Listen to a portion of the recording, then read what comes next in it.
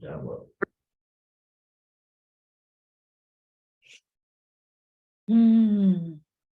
Well, if you're on the West Coast, good afternoon, everyone. Welcome to this series of teachings, A Shift in Perception. Tonight's teaching is the dance between breath and Buddha's blessings. For those of you who don't know me, I have been a Tibetan Buddhist practitioner for over 20 years, and I have a longstanding breath practice in Seattle, Washington. And my website is Breathing Mandala, mandala.com. So my intention in this series is to offer a different perspective on how we can manage our lives. The teaching is going to go for about 30 minutes. And while you cannot comment here, please leave me a private message on my website, because your questions, they seed future teachings. So please let us listen carefully with a sincere heart, and may these teachings provide insight and benefit for all beings. I really want you to consider the power of your daily GPS coordinates. What is the first thing you say to yourself in the morning? For instance, if I wake up and say to myself, all the things I have to do that day, right? The long laundry list that I know we can all relate to. This list of things, what are the chances that I'm going to stay focused on that laundry list all day? Right? It's similar to when we set our GPS coordinates in the car, or the car's navigation, with an address where we want to go to. We know the likelihood that we'll arrive at our destination, it's pretty high. And the most common error we encounter is that we put in the wrong coordinates. If I were to die today, do you think my last thought would be, oh, so glad I got that laundry soap today? Or, so glad I did all those chores? More than likely, I'm going to realize that, oh my God, geez, this was the sum total of my thinking. I am so consumed with my busy work. It's like a distraction. Because my thinking is either going to be aligned with the path to enlightenment, or it's going to be stuck in samsara doing the chore list. So how do I change that? If I awaken every morning instead and say to myself something like, for the benefit of all beings, I am going to become fully aware, reach my highest potential as joyfully as I can. Then I go about living my life, doing all the chores that are assisting me to get me to the next step that I want to go, that I want to achieve. The difference here is a shift in perception. These GPS coordinates are focused on being fully aware, alive, moment to moment, with whatever I have in front of me. And I'm going to do it joyfully. And that is all lined up with my highest good and the highest good of the whole. Versus, if I don't take care of what I say to myself first thing when I awaken, it's like I'm accidentally putting in the wrong GPS coordinates. Now, of course, we can change that at any point during your day, but how amazing if we just did it first thing. Do you think that maybe that might change my day, my trajectory over time? Do you think I might be just a little bit grateful to myself if today were my last day? That I had enough chutzpah to put the mundane in alignment with the ultimate goal? Being able to do this, it's the power of meditation. It's what we call in Tibetan Buddhism mind training. Meditation is the tool that helps us rein in the mind, right? The samsara chore list. We train our mind to focus on what we choose. Otherwise, the mind, consciousness, it's like a wild horse, which means we are easily distracted and out of touch with ourselves. As we rein in the mind, we become more focused on what we choose. In Tibetan Buddhism, we say our true nature is pure, free, clear, and luminous. And because I like my props, as you all well know by now, if you've seen a couple of these, I'm particularly fond of the crystal. Pure, free, clear, and luminous demonstration of our true nature. But what obscures this beautiful nature? Do you have moments that you get upset over injustices in the world? Or are you hard on yourself? That you think you should be doing more? Or do you get angry at others over perceived wrongs? Every time my thinking contracts in fear, anger, lack of confidence, believing that happiness is something outside of me, we call that negative thinking. Why? Because every time we have that contracted thought, it obscures our nature. So two things are happening simultaneously.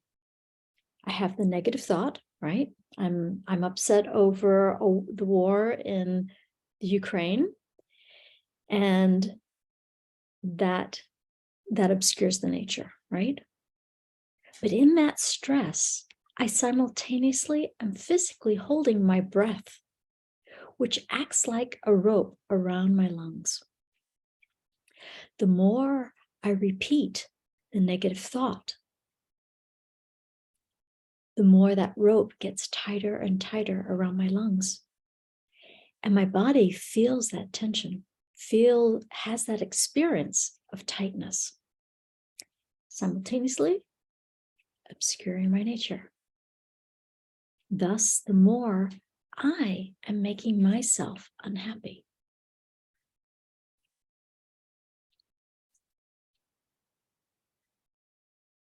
So if I'm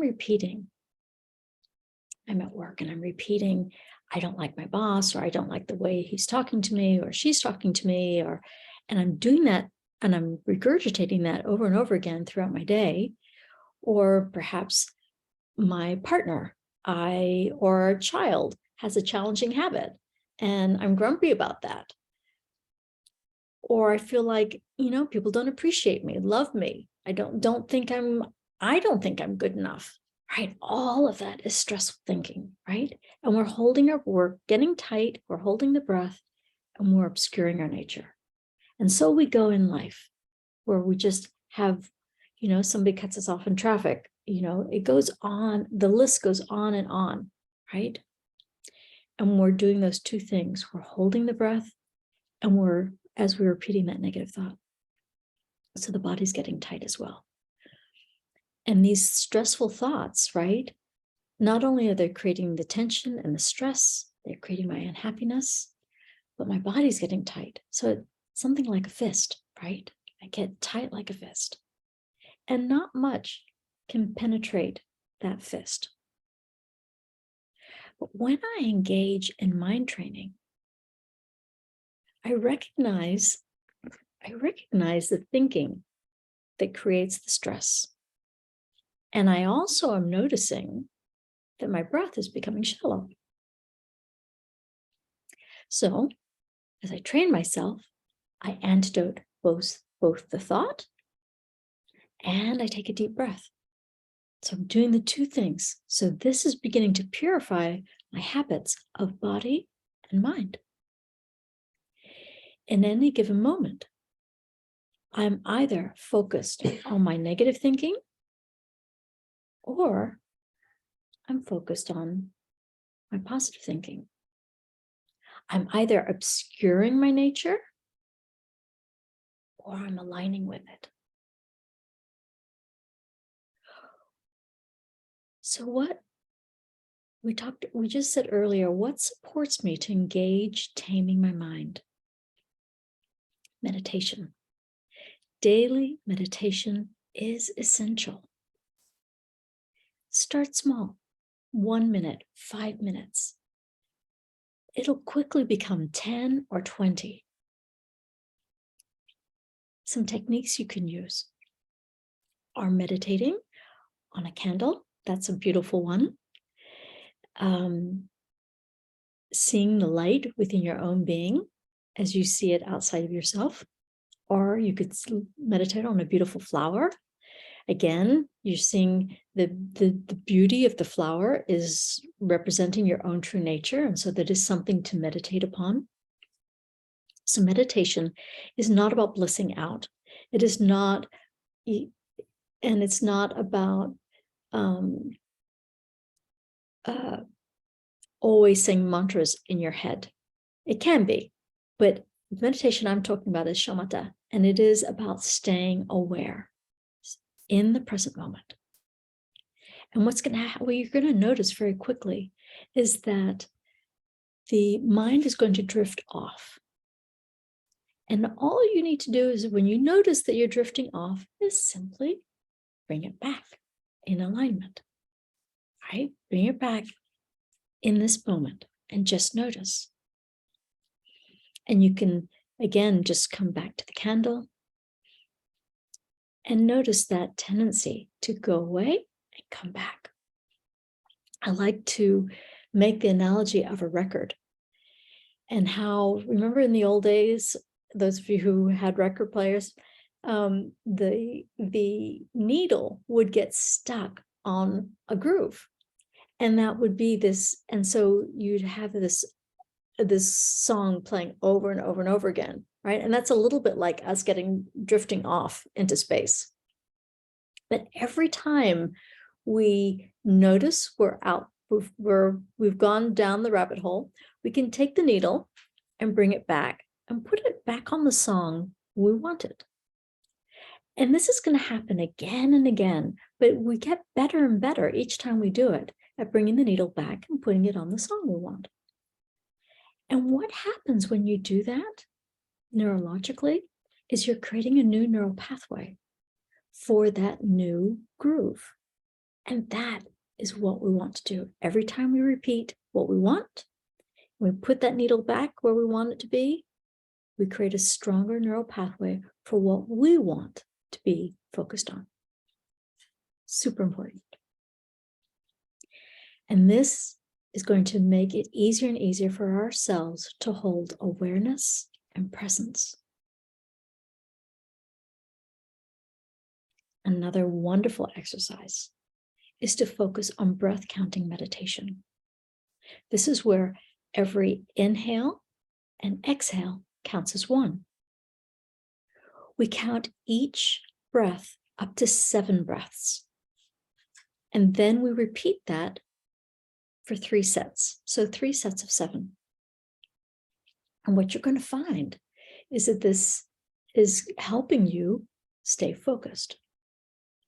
And when you feel like you've managed 21, you've done your 3 sets of 7, so you've counted up to 21, try then expanding up to 50. And then when you feel like you've done that quite well, try going up to 100. And being able to control our mind for 100 counts, yeah, that's about controlling our mind for about 15 minutes. And that has a huge impact on stabilizing the mind. As we grow our ability to stay focused, the next question I'd be asking myself is, what am I focused on a daily basis? Where do my thoughts go? Am I focused on being aware? Am I living joyfully as I'm doing my tasks? Or am I stressed over doing the laundry list? In the sutras, we are reminded, whoever visualizes the Buddha dwells in front of us. The Buddha constantly bestows blessings and liberates completely from all defects. In the Smadhirta Sutra, the Buddha said, whoever remembers the moonlight Buddha while walking, sitting, standing, or sleeping, the Buddha remains constantly in front of them, and they will attain complete enlightenment.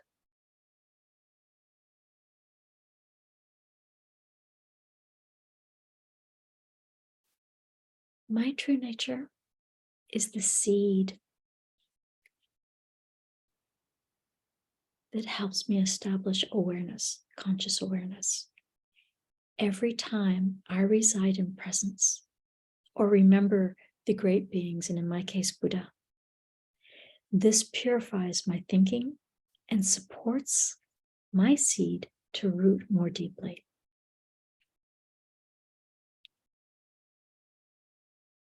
Remember that the wisdom body of Buddha is beyond birth and death, dimensions and time, proximity and space. All Buddha's blessings pervade the ethers that we live in. We want to open up to what is, the reality of what is. If my body is like a fist, if my breath is contracted in anger, I cannot receive the blessings that are all around me. So how do we translate this knowing of being in our body? Right beneath your nose lies the magic, our breath. Our breath is the key to relax. When I intentionally breathe, it softens my body. The tightness, my mind, the contraction of my mind, it just ebbs a little bit, relaxes. I create an opening, right? This becomes this.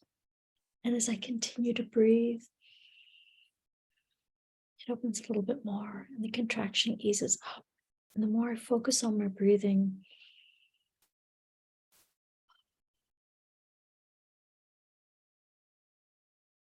now, do you think I'm more likely to receive the blessings this way or this way? This way or this way? Pretty obvious. But it takes practice to mindfully turn this into this. When I breathe deeply into the lower lobes of my lungs, right? I am stimulating the diaphragm, which activates the vagus nerve. And this vagus nerve is connected to most of my major organs. And every time it gets stimulated, we take a deep breath and the diaphragm pushes down. That vagus nerve is telling every major organ, relax. Tracy's got it under control. And so I'm going to encourage you, as you take that deep breath, then expand it wide and up into your shoulders.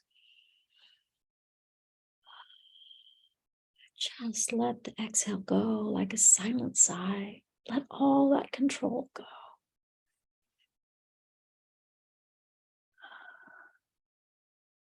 Okay, everyone, let's take a deep breath together.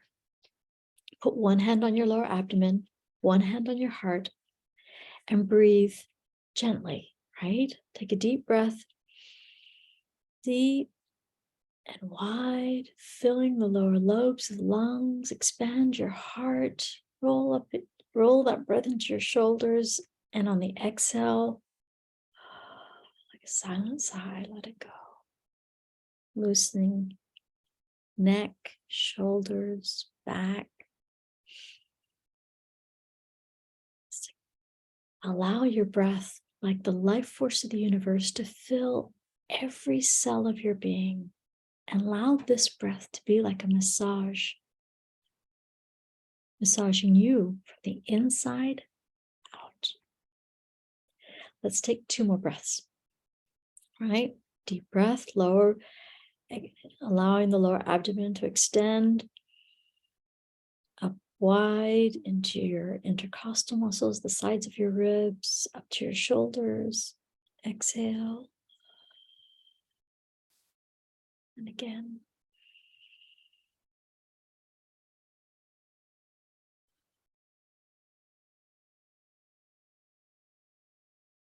My body relaxed. Now, visualize my own luminous nature, the core of my being. I can visualize whatever great being I resonate with right in front of me.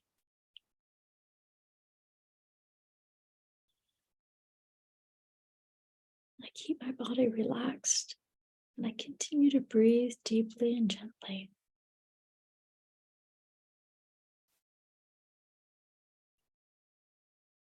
As I do this, I am taming my consciousness and igniting my breath. In this way, in the morning, set your GPS coordinates. Return to them in the afternoon, and then in the evening. Like this, create a trail of breadcrumbs throughout your day, always aligning the mundane with the absolute.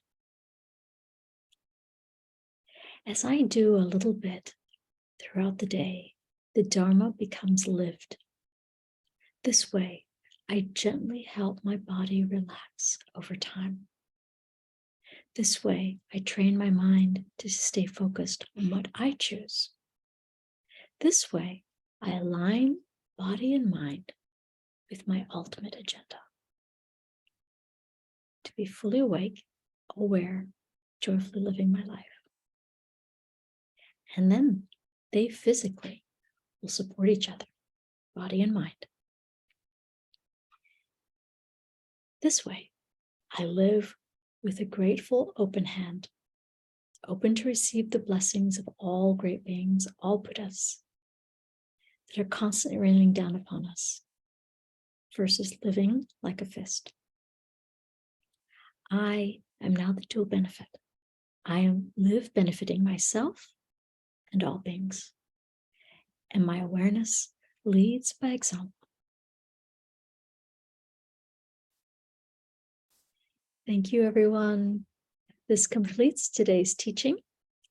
May you and all beings benefit from these teachings, and may you swiftly become fully aware in this life. Thank you for joining me.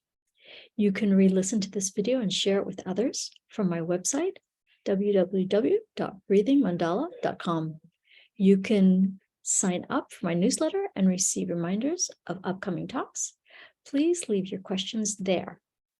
Have a wonderful, wonderful rest of your day. Thank you, everyone.